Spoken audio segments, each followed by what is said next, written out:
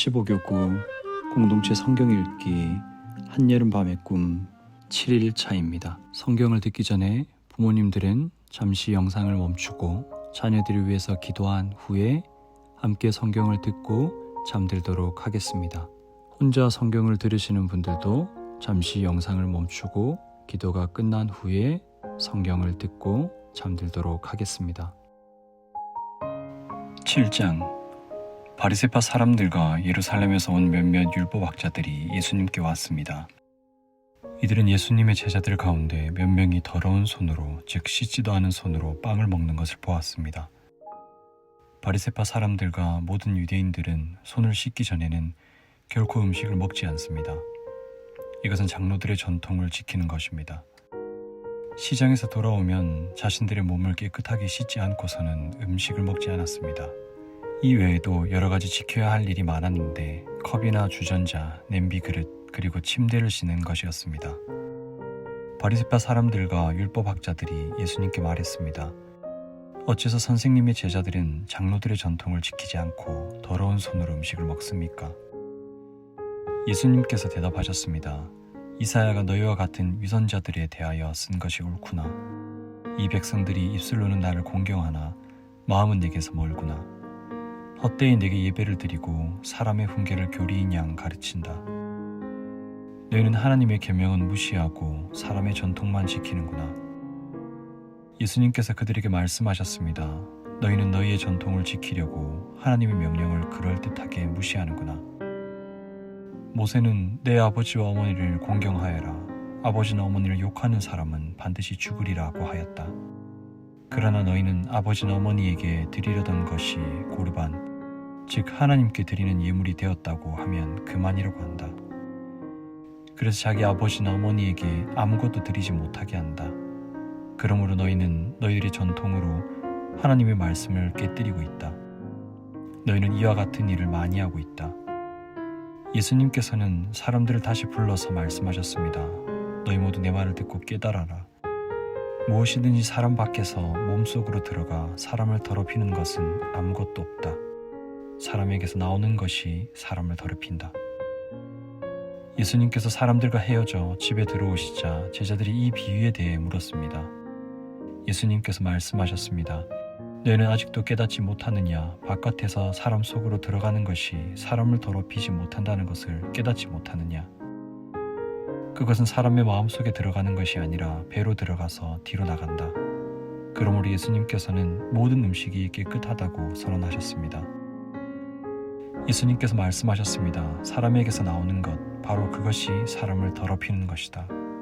속에서부터, 즉 사람의 마음으로부터 악한 생각, 음란, 도둑질, 살인, 간음, 탐욕, 악의가 나오며 속임수, 방탕, 질투, 욕지거리, 교만, 어리석음이 나온다.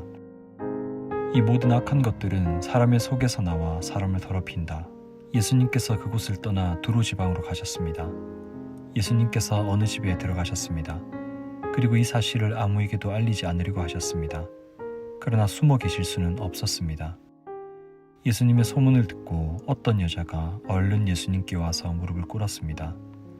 그녀에게는 더러운 귀신이 들린 딸이 있었습니다. 그녀는 그리스 사람으로 수로보니게 사람이었습니다.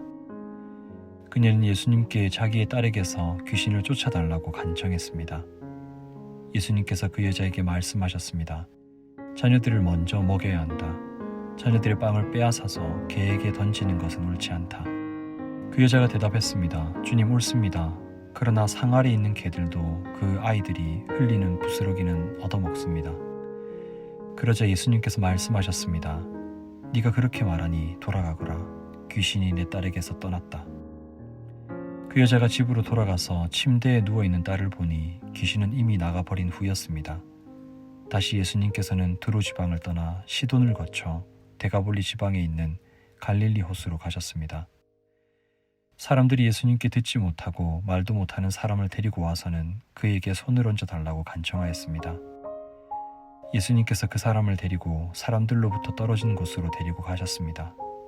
그리고 손가락을 그 사람의 귀에 넣으신 뒤에 손에 침을 뱉어 그의 혀를 만지셨습니다. 그리고 하늘을 우러러보시며 깊은 숨을 쉬셨습니다.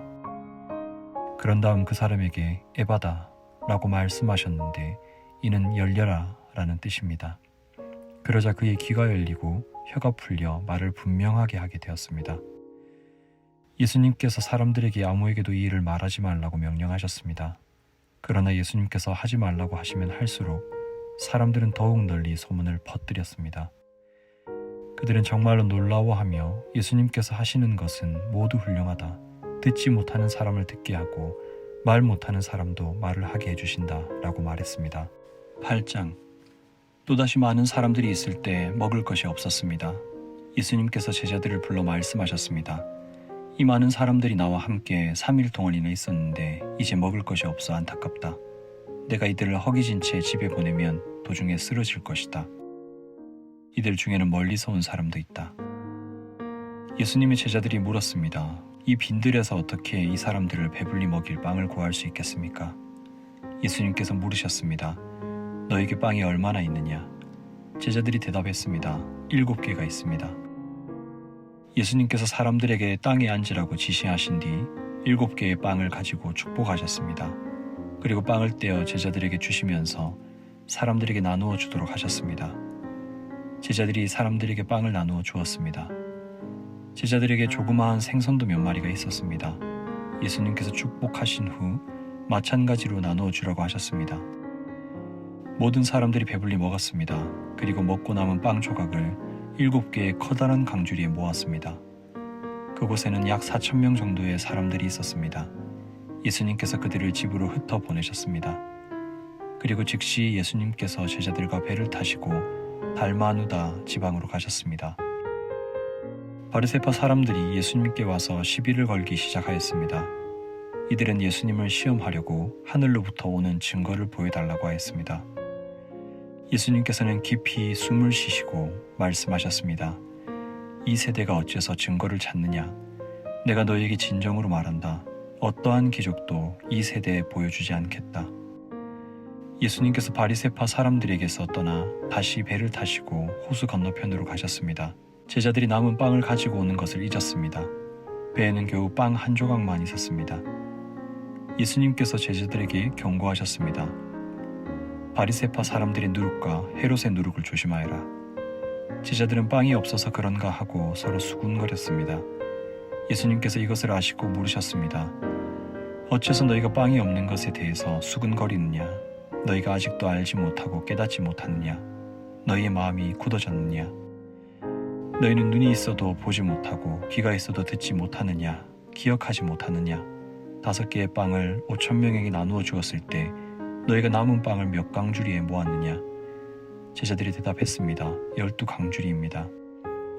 7개의 빵을 4,000명에게 나누어 주었을 때 너희가 몇 강주리에 거두었느냐? 제자들이 대답했습니다. 7강주리입니다. 예수님께서 아직도 깨닫지 못하느냐 하고 그들에게 물으셨습니다. 예수님과 제자들이 벳세다로 갔습니다. 거기서 사람들이 예수님께 보지 못하는 사람을 데리고 와서 손을 대어 주시기를 간청하였습니다. 예수님께서 그 사람의 손을 붙잡고 마을 밖으로 데리고 가셨습니다. 그리고 그 사람의 눈에 침을 뱉으셨습니다. 그리고 손을 그 사람에게 얹고 물으셨습니다. 무엇이 보이느냐? 그러자 그 사람의 눈이 떠졌습니다. 그가 말했습니다. 사람이 보입니다. 마치 나무가 걸어 다니는 것 같습니다. 다시 예수님께서 손을 그 사람의 눈에 얹으셨습니다. 그 사람이 쳐다보려고 하였습니다. 그의 시력은 회복되어 모든 것을 분명하게 볼 수 있게 되었습니다. 예수님께서 그를 집으로 보내시며 마을로 들어가지 말라고 말씀하셨습니다. 예수님께서 제자들과 함께 가이사랴 빌립보에 있는 마을로 가셨습니다. 가시는 도중에 예수님께서 제자들에게 물으셨습니다. 사람들은 나를 누구라고 하느냐? 제자들이 대답했습니다. 세례자 요한이라고 합니다. 어떤 사람은 엘리야라고도 합니다. 그리고 또 어떤 사람들은 예언자 가운데 한 사람이라고 합니다. 예수님께서 제자들에게 물으셨습니다. 그러면 너희는 나를 누구라고 하느냐? 베드로가 대답했습니다. 주님은 그리스도이십니다. 예수님께서 제자들에게 아무에게도 자신에 대해서 말하지 말라고 엄히 이르셨습니다. 예수님께서 인자가 많은 고통을 받고 장로들과 대제사장과 율법학자들에게 배척을 당하며 죽임을 당하고 3일 뒤에 다시 살아날 것을 제자들에게 가르치셨습니다. 예수님께서 드러내놓고 말씀을 하시니 베드로가 예수님을 붙들고 말렸습니다. 예수님께서 돌아서서 제자들을 보시고 베드로를 꾸짖으셨습니다. 사탄아, 내 뒤로 썩 물러나라. 너는 하나님의 일은 생각지 않고 사람들의 일을 생각하는구나. 예수님께서 제자들과 사람들을 불러 말씀하셨습니다. 누구든지 나를 따르려면 자기를 부인하고 자기 십자가를 지고 나를 따라오너라. 누구든지 자기 목숨을 구하고자 하면 잃을 것이다. 누구든지 나와 복음을 위하여 자기 목숨을 버리면 목숨을 구할 것이다. 만일 온 세상을 얻고도 자기의 생명을 잃는다면 무슨 유익이 있겠느냐? 사람이 자기 영혼을 무엇과 바꾸겠느냐? 누구든지 이 음란하고 죄가 많은 세대에서 나와 내 말을 부끄럽게 여기면 인자도 아버지의 영광으로 천사들과 함께 올 때 그를 부끄럽게 여길 것이다. 9장. 예수님께서 말씀하셨습니다. 내가 너희에게 진정으로 말한다. 여기 서 있는 사람 가운데서 몇 사람은 죽기 전에 하나님 나라가 권세 있게 오는 것을 볼 것이다. 6일 뒤에 예수님께서 베드로, 야고보 그리고 요한을 데리고 높은 산에 올라가셨습니다. 이 제자들 앞에서 예수님의 모습이 변하였습니다. 예수님의 옷이 하얗게 빛났습니다. 세상의 어떤 사람도 그렇게 희게 빨 수 없을 정도로 새하얗게 되었습니다. 엘리야가 모세와 함께 제자들 앞에 나타나 예수님과 더불어 말씀을 나누었습니다. 베드로가 예수님께 말했습니다. 선생님, 우리가 여기 있는 것이 좋겠습니다. 우리가 천막 셋을 세우겠습니다.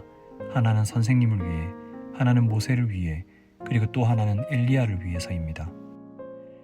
베드로는 무엇을 말하는지 알지 못했습니다. 왜냐하면 그들이 두려움에 빠져 있었기 때문입니다. 구름이 그들을 덮었습니다. 그리고 그 구름 가운데서 목소리가 들렸습니다. 이 사람은 내가 사랑하는 아들이다. 그의 말을 들어라.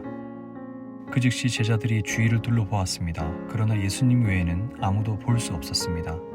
예수님께서 제자들과 함께 산 아래로 내려오시면서 인자가 죽은 자 가운데서 다시 살아나기 전까지는 그들이 본 것을 아무에게도 말하지 말라고 명령하셨습니다. 제자들은 아무에게도 말하지 않았습니다. 그러나 제자들은 죽은 자 가운데서 다시 살아난다는 것이 무슨 뜻인가 서로에게 물었습니다. 제자들이 예수님께 물었습니다. 어째서 율법학자들은 엘리야가 먼저 와야 한다고 말을 합니까? 예수님께서 대답하셨습니다. 엘리야가 먼저 와서 모든 것을 회복시킨다. 그런데 인자가 많은 고통을 받고 멸시를 받을 것이라고 기록된 것은 어찌 된 것이냐? 내가 너희에게 말한다. 엘리야는 이미 왔다. 그런데 성경에 그를 두고 쓰여진 것처럼 사람들이 그를 자기들 마음대로 대했다. 예수님과 세 제자들이 나머지 다른 제자들에게 돌아왔을 때 이들은 많은 사람들에게 둘러싸여 몇몇 율법학자들과 논쟁을 벌이고 있었습니다. 모여있던 모든 사람들이 예수님을 보자 놀라워하며 예수님께 인사하러 달려왔습니다. 예수님께서 물으셨습니다. 율법학자들과 무엇 때문에 논쟁하고 있었느냐? 무리 중에 한 사람이 대답했습니다. 선생님, 더러운 귀신이 들려서 말을 못하는 제 아들을 데리고 왔습니다. 그 귀신이 아들을 사로잡으면 아이가 땅에 넘어집니다. 그러면 입에 거품을 물고 이를 갈면서 몸이 뻣뻣해집니다. 제가 제자들에게 귀신을 쫓아달라고 했는데 하지 못하였습니다. 예수님께서 대답하셨습니다. 이 믿음 없는 세대여, 내가 얼마나 너희와 함께 있어야 하느냐? 내가 너희를 얼마나 더 두고 보아야 하느냐? 그를 내게로 데리고 와라. 제자들이 소년을 예수님께 데리고 왔습니다. 악한 귀신이 예수님을 보자마자 소년에게 경련을 일으켰습니다. 소년은 넘어져서 입에 거품을 물며 땅에 나뒹굴었습니다. 예수님께서 그 소년의 아버지에게 물으셨습니다. 이렇게 된 지가 얼마가 되었느냐? 어려서부터입니다. 귀신이 자주 아이를 죽이려고 불속이나 물속에 내던지기도 하였습니다. 할 수만 있다면 불쌍히 여기시고 도와주십시오. 예수님께서 그에게 말씀하셨습니다. 할 수만 있다면이 무슨 말이냐? 믿는 사람에게는 모든 것이 가능하다. 소년의 아버지가 즉시 소리쳤습니다. 제가 믿습니다. 제 믿음 없는 것을 도와주십시오. 예수님께서 많은 사람들이 달려와 모여드는 것을 보시고 더러운 귀신을 꾸짖으셨습니다. 이 듣지 못하고 말 못하게 하는 귀신아, 내가 너에게 명령한다. 소년에게서 나와 다시는 들어가지 마라. 더러운 귀신은 소리를 지르고 소년에게 경련을 일으키게 하고 나갔습니다. 소년은 마치 시체처럼 되었습니다. 그래서 사람들이 죽었다라고 말했습니다. 그러나 예수님께서 손을 잡고 일으키자 소년이 일어났습니다. 예수님께서 집으로 들어가셨을 때 제자들이 조용히 여쭈었습니다. 어째서 우리는 내쫓지 못했습니까? 예수님께서는 이런 종류의 귀신은 오직 기도로만 쫓아낼 수 있다고 대답하셨습니다. 예수님과 제자들이 그곳을 떠나 갈릴리를 지나가셨습니다. 예수님께서는 이것을 알리기를 꺼려 하셨습니다. 예수님께서 제자들을 가르치셨습니다. 인자가 사람들의 손에 넘겨질 것이고 그들은 인자를 죽일 것이다. 그러나 죽은 지 3일 뒤에 다시 살아날 것이다. 그러나 제자들은 이 말씀을 이해하지 못했습니다. 그리고 예수님께 묻기를 두려워했습니다. 예수님과 제자들이 가버나움을 갔습니다. 예수님께서 집에 계실 때 제자들에게 물으셨습니다. 너희가 오는 길에 무엇을 두고 논쟁을 벌였느냐? 제자들은 잠잠했습니다. 왜냐하면 그들이 자기 중에서 누가 가장 높은가를 두고 길에서 다투었기 때문입니다.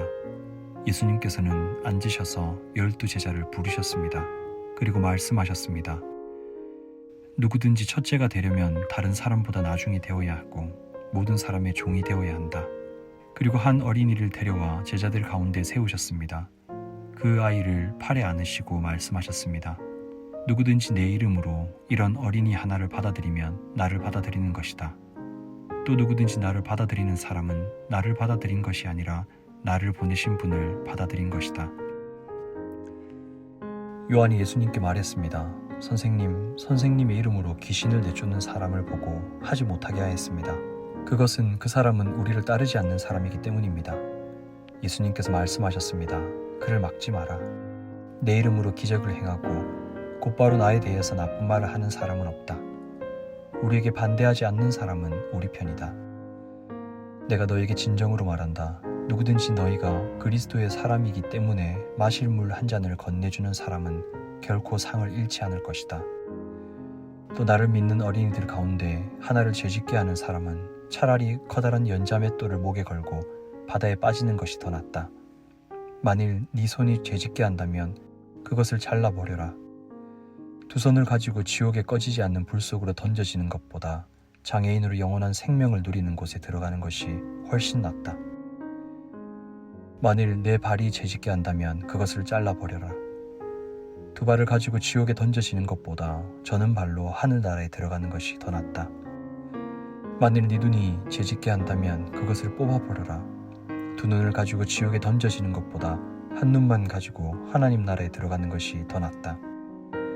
지옥에서는 벌레도 죽지 않으며 불이 꺼지지도 않는다. 모든 사람이 소금 절이듯 불로 절여질 것이다. 소금은 좋은 것이다. 그러나 만일 소금이 짠맛을 잃으면 무엇으로 다시 짜게 하겠느냐? 서로가 소금을 지니고 화목하게 지내라. 10장. 예수님께서는 그곳을 떠나 유대 지방으로 가셨습니다. 다시 많은 사람들이 예수님께로 몰려들었습니다. 다른 때와 마찬가지로 예수님께서 그들을 가르치셨습니다. 몇몇 바리새파 사람들이 예수님께 와서 예수님을 시험하려고 물었습니다.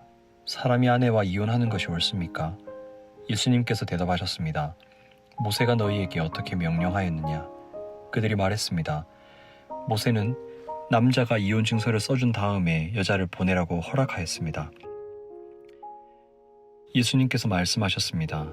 너희의 마음이 굳어 있어서 모세가 이런 명령을 썼다. 그러나 하나님께서 세상을 만드실 때부터 남자와 여자를 만드셨다. 그러므로 남자가 자기 아버지와 어머니를 떠나 아내와 더불어 둘이 한 몸이 될 것이다. 따라서 더 이상 둘이 아니라 한 몸이다. 그러므로 하나님께서 하나로 만드신 것을 사람이 가르지 마라. 제자들이 집에서 예수님께 이혼에 대해 다시 물었습니다. 예수님께서 대답하셨습니다. 자기 아내를 버리고 다른 여자와 결혼하는 사람은 간음죄를 짓는 것이다. 자기 남편을 버리고 다른 남자와 결혼하는 여자 또한 간음죄를 짓는 것이다. 사람들이 자기의 아이들을 데리고 예수님께 와서 어루만져 주시기를 원했습니다. 그러나 제자들이 이들을 꾸짖었습니다. 예수님께서 이것을 보시고 노하시며 제자들에게 말씀하셨습니다. 어린이들이 내게로 오게 놔두어라. 그들을 막지 마라. 하나님 나라는 이런 어린이와 같은 사람들의 것이다. 내가 너에게 진정으로 말한다. 어린이처럼 하나님 나라를 받아들이지 않는 사람은 결코 그곳에 들어가지 못할 것이다. 그리고 예수님께서 어린아이들을 팔에 안으시고 손을 얹어 축복하셨습니다. 예수님께서 길을 떠나시려고 할 때 한 사람이 달려와서 예수님 앞에 무릎을 꿇었습니다. 그리고 여쭈었습니다. 선하신 선생님, 영원한 생명을 상속받으려면 무엇을 해야 합니까? 예수님께서 대답하셨습니다. 왜 나를 선하다고 하느냐? 오직 하나님 외에는 아무도 선하지 않다. 네가 계명을 안다. 살인하지 마라, 간음하지 마라, 도둑질하지 마라, 거짓 증거를 대지 마라, 속이지 마라, 내 부모를 공경하여라. 그 사람이 말했습니다. 선생님, 저는 어려서부터 이 모든 계명들을 다 지켰습니다. 예수님께서 그 사람을 보시고 사랑스럽게 여기셨습니다. 그리고 말씀하셨습니다. 내게 부족한 것이 하나가 있다. 가서 내가 가진 것을 모두 팔아 가난한 사람들에게 주어라. 그러면 하늘에서 보화가 있을 것이다. 그리고 와서 나를 따라라. 이 말씀을 듣고 그 사람은 매우 슬퍼하며 떠나갔습니다. 그것은 그 사람이 많은 재물을 가지고 있었기 때문입니다. 예수님께서 제자들을 보시며 말씀하셨습니다. 부유한 사람이 하나님 나라에 들어가는 것이 얼마나 어려운가. 제자들은 예수님의 말씀에 놀랐습니다. 예수님께서 다시 말씀하셨습니다. 얘들아, 하나님 나라에 들어가는 것이 얼마나 어려운지 부자가 하나님 나라에 들어가는 것보다 낙타가 바늘길을 지나가는 것이 더 쉬울 것이다. 제자들은 더욱더 놀라며 서로 말하였습니다. 그러면 과연 누가 구원받을 수 있을까? 예수님께서 제자들을 바라보시며 말씀하셨습니다. 사람은 할 수 없으나 하나님께서는 할 수 있다. 하나님께는 모든 것이 가능하다. 베드로가 예수님께 말했습니다. 보십시오. 우리는 선생님을 따르려고 모든 것을 버렸습니다. 예수님께서 말씀하셨습니다. 내가 너희에게 진정으로 말한다. 나와 복음을 위해 자기 집과 형제, 자매, 어머니, 아버지, 자식 또는 밭을 버린 사람은 이 세상에서 핍박과 함께 집, 형제, 자매, 어머니, 자녀 그리고 밭을 100배로 받을 것이다. 그리고 오는 세대에서는 영원한 생명을 얻을 것이다. 첫째가 꼴찌가 되고 꼴찌가 첫째가 되는 사람이 많을 것이다. 예루살렘으로 올라가는 길에 예수님께서 사람들보다 먼저 걸어가셨습니다. 제자들이 놀랐고 뒤따르던 사람들도 두려워했습니다. 예수님께서 12제자를 따로 부르셔서 어떤 일이 예수님에게 일어날지 말씀하시기 시작하셨습니다. 보아라, 우리는 지금 예루살렘으로 간다. 인자가 대제사장과 율법학자들에게 넘겨질 것이다. 그들은 인자에게 사형을 선고하고 이방 사람들에게 넘겨줄 것이다. 이방 사람들은 인자를 조롱하고 침을 뱉고 채찍으로 때리고 죽일 것이다. 그러나 인자는 3일 뒤에 다시 살아날 것이다. 세베대의 두 아들인 야고보와 요한이 예수님께 와서 말했습니다. 선생님, 우리의 소원을 들어주시기 원합니다. 예수님께서 물으셨습니다. 너희가 내게 무엇을 원하느냐? 그들이 대답했습니다. 저희가 주의 영광스러운 나라에서 선생님의 오른쪽과 왼쪽에 앉게 허락해 주십시오. 예수님께서 대답하셨습니다. 너희가 요구하는 것이 무엇인지를 알지 못하는구나. 너희는 내가 마시는 잔을 마실 수 있느냐? 그리고 내가 받는 세례를 받을 수 있느냐? 그들이 대답했습니다. 예, 우리는 할 수 있습니다. 예수님께서 그들에게 말씀하셨습니다. 내가 마시는 잔을 너희가 마시며 내가 받는 세례를 너희가 받을 것이다. 그러나 내 오른쪽이나 왼쪽에 앉는 것은 내가 허락하는 것이 아니다. 이 자리들은 정해놓은 사람에게 돌아갈 것이다. 이 말을 듣고 나머지 10명의 제자들이 야고보와 요한에게 화를 내기 시작했습니다. 예수님께서 제자들을 부르시고 말씀하셨습니다. 너희가 아는 것처럼 이방 사람들의 통치자라고 하는 사람들은 사람들을 지배하려고 한다. 고관들도 사람들에게 세도를 부린다. 그러나 너희는 그래서는 안 된다. 누구든지 너희 중에서 높아지려거든 종이 되어야 한다. 누구든지 너희 중에서 첫째가 되려거든 모든 사람의 종이 되어야 한다. 인자도 섬김을 받으려 온 것이 아니라 섬기러 왔다. 인자는 자기 생명을 많은 사람의 대속물로 주려고 왔다. 예수님과 제자들이 여리고에 왔습니다. 예수님께서 제자들과 많은 사람들과 함께 여리고를 떠나실 때 디메오의 아들인 바디메오라고 하는 앞을 보지 못하는 거지가 길가에 앉아 있었습니다. 나사렛 예수님이라는 소리를 듣고 그는 소리 지르기 시작했습니다. 다윗의 자손 예수님, 제게 자비를 베풀어 주십시오. 많은 사람들이 그에게 조용히 하라고 엄하게 말했습니다. 그러나 그는 더욱더 크게 소리쳤습니다. 다윗의 자손이시여, 제게 자비를 베풀어 주십시오. 예수님께서 멈추셔서 말씀하셨습니다. 그 사람을 이리 데리고 오너라. 사람들이 그를 불렀습니다. 안심하고 일어나게 예수님께서 자네를 부르고 계시네. 그는 겉옷을 거기에 두고 벌떡 일어나 예수님께로 갔습니다. 예수님께서 그에게 물으셨습니다. 무엇을 해주기를 원하느냐?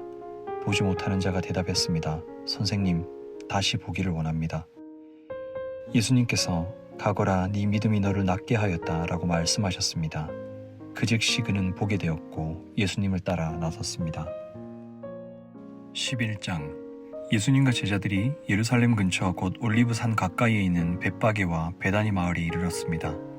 그곳에서 예수님은 두 제자들을 보내셨습니다. 예수님께서 그들에게 말씀하셨습니다. 건너편 마을로 가거라.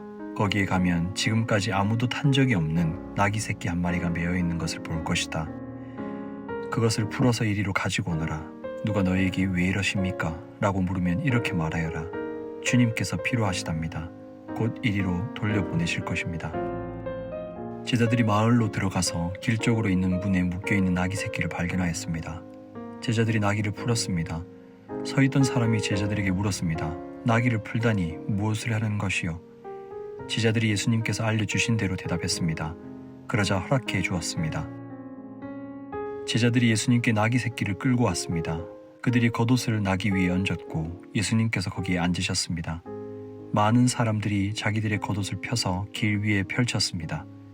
어떤 사람들은 들에서 꺾은 나뭇가지를 펼쳤습니다. 예수님 앞에서 걸어가던 사람들과 뒤에서 따라가던 사람들이 소리쳤습니다. 호산나, 주님의 이름으로 오시는 이가 복이 있다. 다가오는 우리 조상 다윗의 나라가 복이 있다. 가장 높은 곳에서 호산나. 예수님께서 예루살렘에 가셔서 성전으로 들어가셨습니다. 그리고 모든 것을 둘러보신 후 날이 이미 저물었기 때문에 12 제자들과 함께 베다니로 돌아가셨습니다. 이튿날 예수님과 제자들이 베다니에서 출발하여 오는 길에 예수님께서 배고픔을 느끼셨습니다. 멀리서 잎이 무성한 무화과 나무를 보시고 거기에서 열매를 얻으려고 다가가셨습니다. 그러나 무화과는 없고 잎사귀만 무성할 뿐이었습니다. 그것은 아직 무화과가 열릴 때가 아니었기 때문입니다. 예수님께서 나무에게 말씀하셨습니다. 다시는 아무도 내 열매를 먹지 못할 것이다. 제자들이 이 말씀을 들었습니다. 예수님과 제자들이 예루살렘에 왔습니다. 예수님께서 성전에 들어가셔서 성전에서 사고 파는 사람들을 내쫓으셨습니다. 그리고 돈 바꾸어 주는 사람들의 책상과 비둘기 파는 사람들의 자리를 뒤엎으셨습니다. 예수님께서 그 누구도 물건을 가지고 성전의 뜰을 가로질러 가지 못하게 하셨습니다. 그리고 사람들을 가르치셨습니다. 성경에 이렇게 쓰여 있다. 나의 집은 모든 민족에 기도하는 집이라고 불릴 것이다. 그런데 너희는 강도의 소굴로 바꾸었다.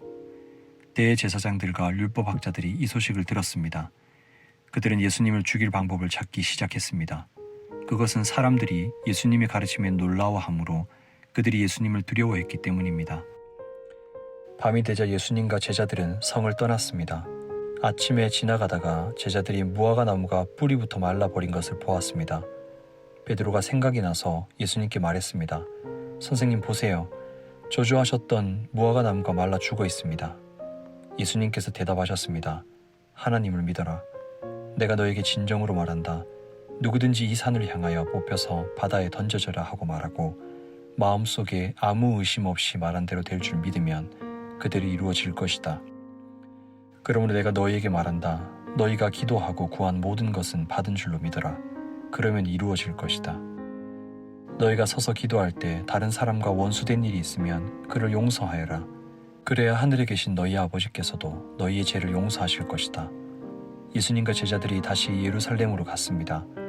예수님께서 성전에서 거니실 때 대제사장들과 율법학자들과 장로들이 예수님께 왔습니다. 그들이 예수님께 말했습니다. 당신이 무슨 권한으로 이런 일을 하는 것이요?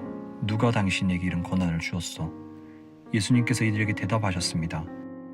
내가 한 가지를 너에게 묻겠다. 만일 나에게 대답하면 내가 무슨 권한으로 이런 일을 하는지 말해주겠다. 요한의 세례가 하늘로부터 온 것이냐 아니면 사람에게서 온 것이냐 대답해 보아라. 그들은 자기들끼리 의논하였습니다. 만일 우리가 하늘로부터 왔다고 하면 그가 어째서 너희는 요한을 믿지 않았느냐 하고 말할 것이다. 그렇다고 사람에게서 왔다고 할 수도 없지 않은가. 이들은 백성들을 두려워했습니다. 그것은 모든 사람들이 진정으로 요한을 예언자로 생각하고 있었기 때문입니다. 그래서 예수님께 우리는 모르오 하고 대답했습니다. 예수님께서도 그러면 나도 너희에게 내가 무슨 권한으로 이런 일을 하는지 말하지 않겠다 라고 말씀하셨습니다. 12장 예수님께서 비유로 사람들에게 말씀하기 시작하셨습니다. 어떤 사람이 포도밭을 가꾸었다. 그리고 주위에 담장을 치고 포도즙을 짤 구덩이를 파고 망대를 세웠다. 그리고 포도밭을 농부들에게 빌려주고 여행을 떠났다. 때가 되자 주인은 농부들에게 종을 보내어 포도밭에서 난 자기의 몫을 수확물로 가져오게 했다. 그러나 농부들은 그 종을 붙잡아 때린 후 빈손으로 쫓아버렸다. 다시 주인은 다른 종을 그들에게 보냈다. 그러자 그들은 그의 머리를 때리고 깔보고 엽신여겼다. 다시 주인은 다른 종을 보냈다. 그러자 그들은 그 하인을 죽였다. 다른 많은 종들을 보냈지만 농부들은 때리기도 하고 죽이기도 하였다. 주인에게는 한 사람이 더 있었는데 바로 그의 사랑하는 아들이었다. 결국 주인은 아들을 농부들에게 보내면서 말했다. 농부들이 내 아들을 존중할 것이다. 그러나 농부들은 서로 말했다. 이 사람은 주인의 상속자이다. 어서 그를 죽이자. 그러면 유산이 우리의 것이 될 것이다. 농부들은 아들을 잡아다 죽인 후 포도밭 밖으로 던져버렸다. 포도밭의 주인이 이제 어떻게 하겠느냐. 그는 포도밭에 가서 농부들을 다 죽이고 포도밭을 다른 농부들에게 줄 것이다. 이런 성경 말씀을 읽어보지 못했느냐. 건축자들이 버린 돌이 집 모퉁이의 머릿돌이 되었다. 이는 주님께서 하신 일이다. 이것이 우리 눈에 놀랍지 않은가. 그들은 이 비유가 자기들을 빗대어 하신 것임을 알고 예수님을 체포하기를 원했습니다. 그러나 백성들을 두려워하여 예수님을 두고 떠나가 버렸습니다. 그들은 예수님의 말씀에 트집을 잡으려고 바리새파 사람과 헤롯 당월 몇 명을 예수님께 보냈습니다. 그들이 와서 말했습니다. 선생님, 우리는 선생님께서 진실한 분이시며 아무에게도 얽매이지 않으신다고 알고 있습니다. 선생님께서는 아무도 부당하게 대하지 않으시고 하나님의 길을 진리로 가르치십니다. 가이사에게 세금을 내는 것이 옳습니까? 내지 않는 것이 옳습니까? 세금을 내야 합니까? 내지 말아야 합니까? 예수님께서는 이 사람들의 속셈을 아시고 말씀하셨습니다.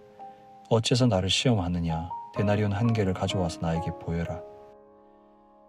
그들이 은전 한 개를 가져왔습니다. 예수님께서 물으셨습니다. 이것은 누구의 얼굴이며 누구라고 씌어 있느냐? 그들이 대답했습니다. 가이사입니다. 예수님께서 그들에게 말씀하셨습니다. 가이사의 것은 가이사에게 주어라. 그리고 하나님의 것은 하나님께 바쳐라. 그들은 예수님의 말씀에 놀랐습니다. 부활이 없다고 주장하는 사두개파 사람 몇 명이 예수님께 왔습니다. 그리고 예수님께 질문을 했습니다. 선생님, 모세는 형이 자식이 없이 아내만 남겨두고 죽으면 동생이 그 형수와 결혼하고 형을 위하여 자식을 낳아 주어라 하고 기록했습니다. 7 형제가 있었는데 맏 형이 결혼하고 자식이 없이 죽었습니다. 그래서 둘째가 형수와 결혼을 했는데 역시 자식이 없이 죽었습니다. 셋째도 마찬가지였습니다. 7 형제 모두가 자식을 남기지 못했습니다. 나중에 여자도 죽었습니다. 그러면 다시 살아날 때 그 여자는 그들 중에 누구의 아내가 되겠습니까? 7 형제가 모두 그를 아내로 맞이했으니 말입니다. 예수님께서 대답하셨습니다. 너희가 성경도 모르고 하나님의 능력도 몰라서 잘못 생각하는 것이 아니냐. 사람들이 죽은 사람들 중에서 다시 살아날 때에는 장가도 가지 않고 시집도 가지 않는다. 그들은 마치 하늘에 있는 천사처럼 될 것이다. 죽은 사람이 다시 살아나는 것에 대해서는 모세의 책에 기록된 떨기나무 대목에서 하나님께서 모세에게 어떻게 말씀하셨는지를 읽어보지 못했느냐. 하나님께서 모세에게 나는 아브라함의 하나님, 이삭의 하나님, 그리고 야곱의 하나님이다 라고 말씀하시지 않았느냐. 하나님께서는 죽은 사람들의 하나님이 아니라 살아있는 사람들의 하나님이다. 너희가 크게 잘못 생각하고 있다. 율법학자 가운데 한 사람이 다가와서 논쟁하는 것을 들었습니다. 예수님께서 사두개파 사람들에게 잘 대답하시는 것을 보고 그가 물었습니다. 모든 계명 중에 어떤 것이 가장 중요합니까? 예수님께서 대답하셨습니다. 가장 중요한 계명은 이것이다. 이스라엘아 들어라. 주 우리 하나님은 한 분이시다. 내 모든 마음과 모든 영혼과 모든 뜻과 모든 힘을 다하여 주 너희 하나님을 사랑하여라. 두 번째로 중요한 계명은 이것이다. 내 이웃을 내 몸같이 사랑하여라. 이 계명들보다 더 중요한 계명은 없다. 율법학자가 예수님께 말했습니다. 옳습니다, 선생님. 하나님께서는 한 분이시고 그 외에는 다른 신이 없습니다. 모든 마음과 모든 지식과 모든 힘을 다하여 하나님을 사랑하고 이웃을 자기 자신처럼 사랑하는 것이 다른 모든 번제물이나 희생제물보다 더 중요합니다. 예수님께서는 이 사람이 지혜롭게 대답하는 것을 보시고 말씀하셨습니다. 너는 하나님 나라에 가깝구나. 그 뒤로는 아무도 감히 예수님께 더 묻지 않았습니다. 예수님께서 성전에서 가르치고 계실 때 이렇게 물으셨습니다. 어째서 율법학자들은 그리스도가 다윗의 자손이라고 말하느냐? 다윗 자신은 성령으로 이렇게 말하였다. 여호와께서 내 주님에게 말씀하셨다. 내가 내 원수들을 내 발 아래 굴복시킬 때까지 내 오른쪽에 앉아 있어라. 다윗 자신도 그리스도를 주님이라고 부른다. 그런데 어떻게 그리스도가 다윗의 자손이 되겠느냐? 많은 무리가 예수님의 말씀을 기쁘게 들었습니다. 예수님께서 가르치시면서 말씀하셨습니다. 율법학자들을 주의하여라. 이들은 긴 옷을 입고 걸어다니기를 좋아하고 장터에서 인사받기를 좋아한다. 이들은 회당에서 높은 자리를 좋아하고 잔치에서도 윗자리를 좋아한다. 이들은 가부의 집을 삼키며 사람들에게 보이기 위해 길게 기도한다. 이런 사람들은 더 큰 심판을 받을 것이다. 예수님께서 헌금함 맞은편에 앉으셔서 사람들이 어떻게 헌금하는가를 보셨습니다. 여러 명의 부자들이 많은 돈을 헌금했습니다. 가난한 과부가 와서 렙돈 동전 2개, 즉 한 고드란트를 넣었습니다. 예수님께서 제자들을 부르신 후 말씀하셨습니다. 내가 너에게 진정으로 말한다. 이 가난한 과부가 헌금함에 돈을 넣은 다른 모든 사람들보다 더 많이 헌금하였다. 다른 모든 사람들은 넉넉한 중에서 헌금을 하였지만 과부는 가지고 있던 모든 것, 즉 생활에 필요한 돈 전부를 바쳤다. 아멘.